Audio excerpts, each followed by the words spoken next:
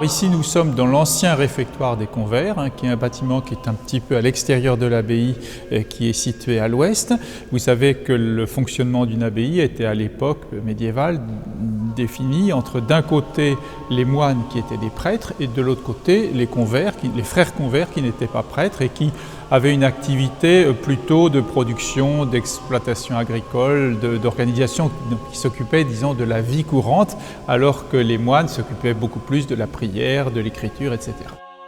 C'est vrai que c'était un bâtiment extraordinaire au point de vue ampleur, au point de vue clarté, mais c'est vrai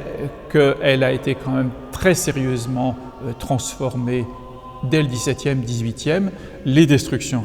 post-révolutionnaires et puis les transformations du XIXe. Donc on a ce fond qui est le fond médiéval, mais avec un certain nombre de strates qui sont venues se superposer. Et donc à chaque fois, on a à faire ce tri entre le médiéval et les couches suivantes. Et c'est vrai que ce qu'on a voulu dans la restauration, c'est non pas avoir une attitude en disant il n'y a que le médiéval qui est important et tout ce qui est postérieur est un abâtardissement. C'est pas toujours vrai, il y a de très beaux éléments du XVIIIe siècle à Royaumont, il y a certains éléments du XIXe qui sont dignes de qualité, mais on a toujours un tout petit peu à triguer en disant à tel endroit, est-ce que ce qui est apocryphe est vraiment non signifiant et à ce moment-là on revient à l'état médiéval, ou est-ce qu'on considère que ce qui a été ajouté par les siècles qui ont suivi constitue une forme d'enrichissement qui décline différentes strates de l'histoire du monument.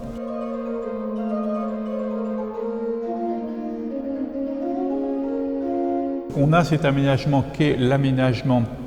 du réfectoire des Sœurs tel qu'il était en 1905 avec la chaire du lecteur que vous retrouvez ici, ces lambris qui sont assez classiques dans un réfectoire, mais toute la structure est encore la structure médiévale avec bien sûr les vitraux, les fenêtres à vitraux qui sont des vitraux très simples.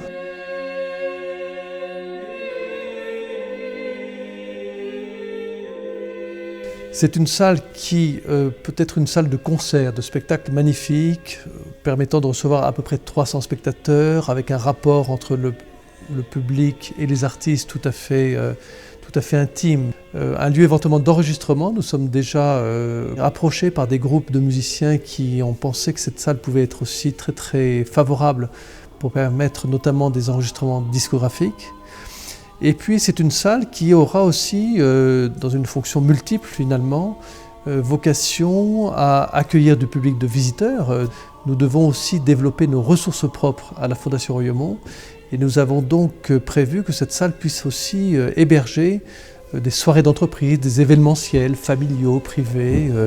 Cette salle aura aussi cette fonction de générer un supplément de ressources propres.